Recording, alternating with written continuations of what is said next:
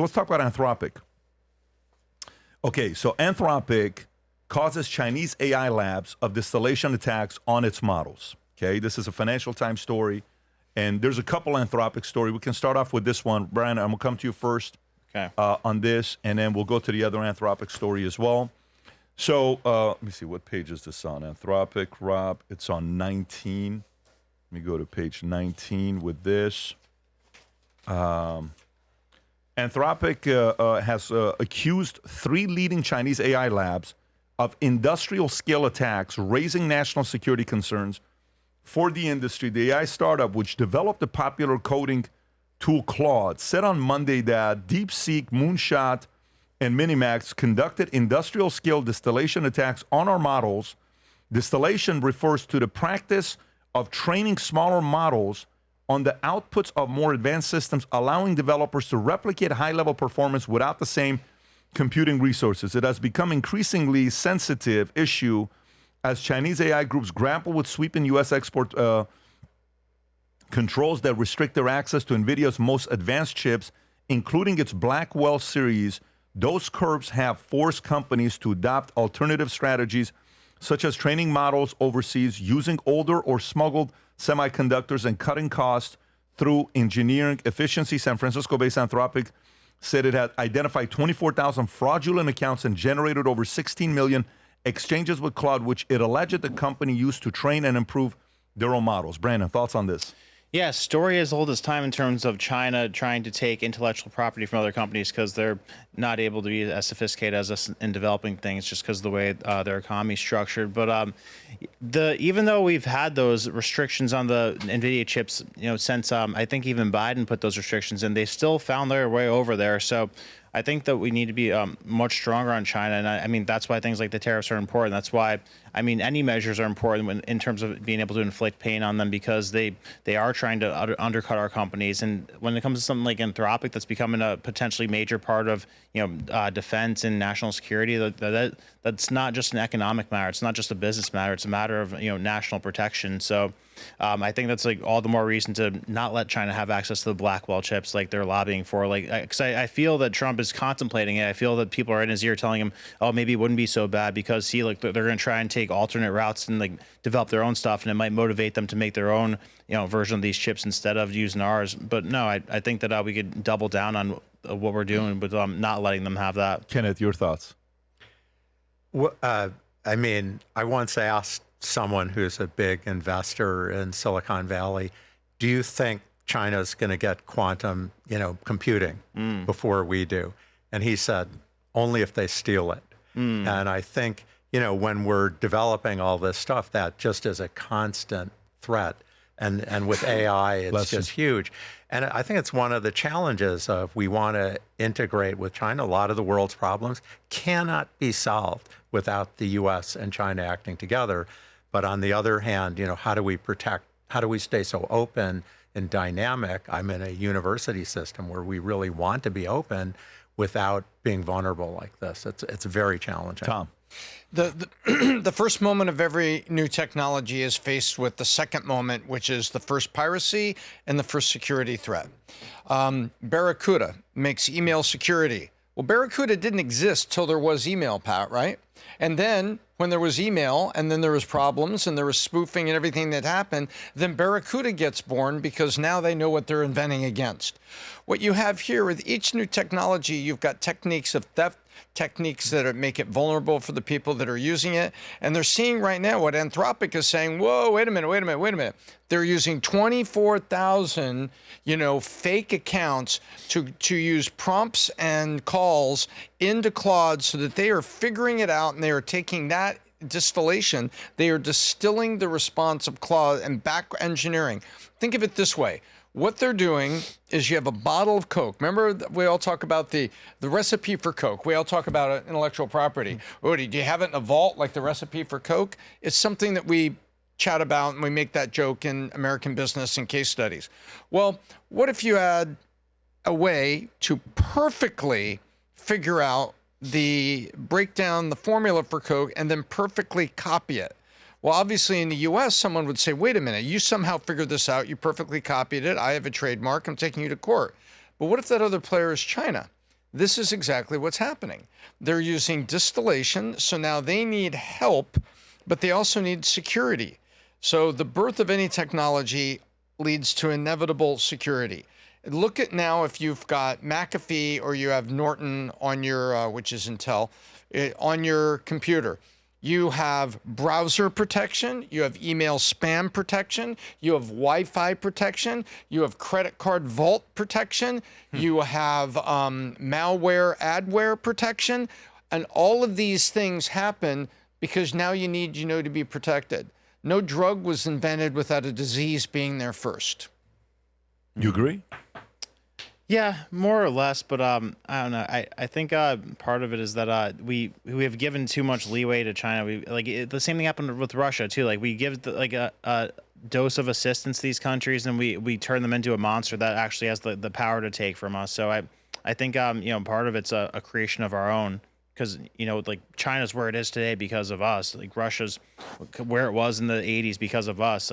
We have this history of, sort of creating the monster that we end up fighting against. I don't know if that's on purpose or not. It might be on purpose. It might be more financially beneficial if it's on purpose. For us. I don't know if it's for us. I think it's for whoever the president is at the time. When Nixon built China from number 11 economy to 12 economy, 10 economy to number 2, and he opened it up, he did it because he wanted to weaken Soviet Union, right? It was kind of like one of those things where at that time it's like, that's what we have to do. Right. Never did he realize you built a monster. Mm-hmm. You build a monster. Once they realized capitalism, how it works, and he went and met with the Japan prime minister and they told him you have only 5 banks. Yeah. You need, this many bankers, you need this many, to be open. They open up like 5,000 banks. I don't know what the number went to. Right. We used to have 14, 15,000 banks. I think we're down to 4,000 or 5,000 banks ourselves today. And it's same thing's happening here, even to our military contractors. We used to have 70, 80. Now we only have 7 or 8 competing for all the contracts. They have a monopoly. There's no more that competition that we once used to have. They call it the prime. I think those guys, the main military contractors, are considered the prime. Joe Lonsdale was talking about that. But to me, Anthropic, if you want to continue with this, here's Anthropic digs in heels in dispute with Pentagon. Sources say, Rob, I think this is a Reuters story. You got a video clip on this one here. If you want to bring this one up, go for it, Rob. Nervousness is there in the relationship between the Department of War and Anthropic at the moment. This is a really super fascinating story we were talking about earlier in the show, that basically the Claude tool, they want safeguards against basically mass surveillance, presumably for American populations, and of course having basically kill orders being required to be given by human beings. Absolutely, and these kill orders have been something that has been getting a lot of attention on social media, on the X platform, for example. They really ramped up last week, actually, with some of these conversations. And I think this comes down to, again, the big question, which is who owns the data and who has access to the data. Data in the wrong hands can obviously be used for bad purposes, like with any technology. So I think the question why, whilst this discussion has led to a delay with the agreement, is around who's going to own the tools, who's going to own the data, and who can use what with that data. And that's a big question for any of these big tech platforms that we have going forward. Yeah. I think. How much of a risk does that pose to the company itself? As you say, there are other AI players out there. If it's not them, will it just be invariably somebody else, or do they have the kind of power to have that leverage at this point? I think at this point there are 3 or 4 platforms that had the scale that could be an alternative source. So I think it's not exclusive necessarily. Tom, thoughts? So I think this came up over the last 3 days. So in that you've got this fight saying the Department of Defense is getting very upset because they wanted unrestricted use. But the companies were saying, but I don't want you to use it on surveillance on people. I don't want you to create a surveillance state out of it. So I'm not going to let you have access to all features if you're just going to use it to build surveillance state. And the government is like, hang on. You don't tell me what to do. But they're stepping back saying, but wait a minute, we don't want this. And the first place it's going to hit is Europe, because Europe is hyper concerned about the surveillance state. But the complete irony is they gave it up first, the idiots. Mm-hmm. So that's what's going on here. You've got a company showing itself to be altruistic. Oh, don't use this for this or this. Hey, we hunted down this guy El Mencho because we used Palantir to kind of track down his girlfriend, figure out where she was going, and cell phone and this other thing. And Palantir helped us find and get him. Ooh, that's kind of cool. We got a bad guy. But then 5 minutes later, it's like, they're like, wait a minute. You can't use this to create surveillance state on the American people or to create this. You know, if you provide it to the government's going to do whatever they want with it. You give gunpowder to the government, they're just going to use it to make as big and as many and as complex bombs as possible. You can't say, oh, don't use that to make this kind of bomb. That's not going to happen. The minute you're providing this as a defense contractor, that utility, it's going to get used by all of the three-letter agencies. You don't get to dictate how to if I paid for it, I'm going to use the software whatever way I want. If I go buy a product, so it puts in a very weird situation, Kenneth. I want to first pick up on something you said, Patrick, about how the number of contractors is shrinking. I know a young man who went to a very good university but decided to go to the Navy for 5 years. And he's very involved in procurement, and I was talking to him, and he said, you can't believe it, how few bidders we have. It's shrunk and shrunk and shrunk, and they just charge us whatever they like for everything. When we want to buy a part in the Navy, it costs a fortune because there aren't many people to bid it out to. And it actually, somewhat leads into this, that with tech, there are going to be very few. It's network effects, winner takes all, and so these big tech companies will have a lot of negotiating power. Now, I do think safety's a real issue. A lot of very talented young people, or at least a few, are walking away from massive holdings of equity in these big AI companies because they work on safety or are concerned about safety, and they're walking away from it. And I think removing checks and balances on that's been a mistake. The arguments, we got to beat China.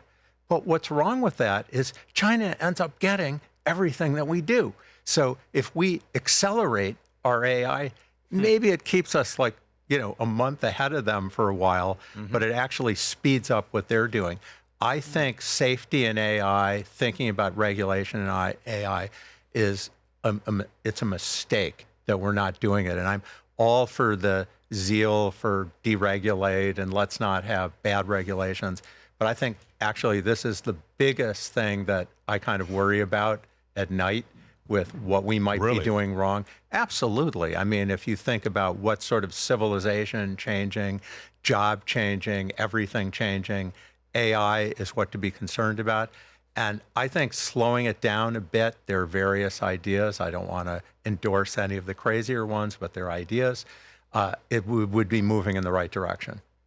So it's funny that 2 years ago, or even 3 years ago now, there was that whole committee of serious people they were the committee to regulate AI. I think Elon Musk was on it, a couple of big names were on it, and that totally disappeared. But this guy, I don't believe this guy at all. I think that this is a good marketing stunt because it sounds really good to say, but there's a reason the government's never regulated how they use data, so it's a sweet deal for companies to have a relationship with the government where the government's able to use their data. The data is very valuable to the companies too, but you've never heard a peep about regulating the way that companies use data because they don't want to touch that. But you hear regulation talk about everything, so I don't think it's a coincidence that they haven't mentioned that about data not once ever. Yeah, yesterday when I was talking to Joe Lonsdale about Palantir, Rob, what did he say? What percentage of their revenue comes from government contracts? Did he say 51% or 49%? I thought it would be 90. I have to look. No, it was some number like it was around 50%. What he said. I'm curious because to me, I was like, where's the other 50% coming from? Government contractors, maybe. Well, that could be that they left. So it's still tied to it anyways, right? Mm-hmm. Still tied to it anyways. I said, so what role do you guys play? And then who can you not sell to? Who can you not sell your services to? And he kind of went through 55%. There it is. Government contracts represent roughly 55% of total revenue in 2025. But, are the other ones still tied to someone that's using them while competitors like Microsoft I don't know. I don't know what's going to happen because they never thought, one of the early investors in Palantir was the CIA's investment arm. You could tell. In-Q-Tel, yeah. And they gave him $2 million. And Palantir was spun off from the Total Information Awareness Committee after 9/11. So it was something that was rejected by Congress to do from a government standpoint that was turned into a company. You know what he said to me when I asked him? I said, what was the mission? Do you know how, Rob, how quickly did he give the mission? Right away. And by the way, there was no hesitation and shameless. It was, let me see Rob say it. Rob, what did he say the mission was? Protect America. Protect America from who? The terrorists. It specifically said protect America, Western ideology from Islamic extremists. Yeah. He added Islamic extremists. I said, that was really your mission at the beginning? Yeah. Absolutely. I said, the first few hundred people that you hired, would you tell them that in the interview? More or less, we would. So the true concern of where it's going and what that information comes. I mean, they tracked El Mencho's girlfriend, who was an OnlyFans girl. I don't know if you saw this one or not. Can you imagine they tracked what she... Did you hear about this or no? I did hear about it, yeah. So they caught El Mencho. That's El Mencho. By the way, the first when I saw this El Mencho, I thought this guy was the same guy from the movie Carlitos Way. What's the guy's name?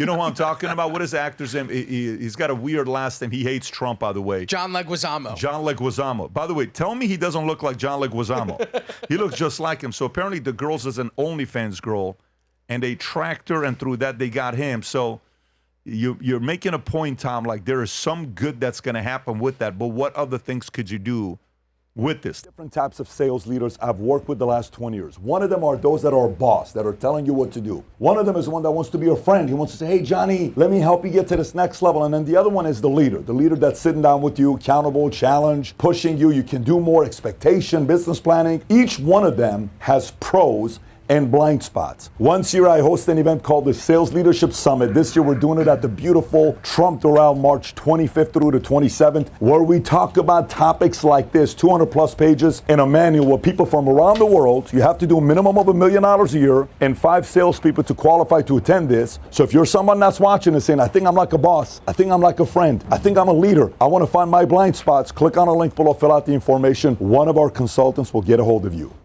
Click on a link. I do believe the executive tickets have sold out, but there's 2 other tier tickets for those that want to find out about it. If you enjoyed this video, you want to watch more videos like this, click here. And if you want to watch the entire podcast, click here.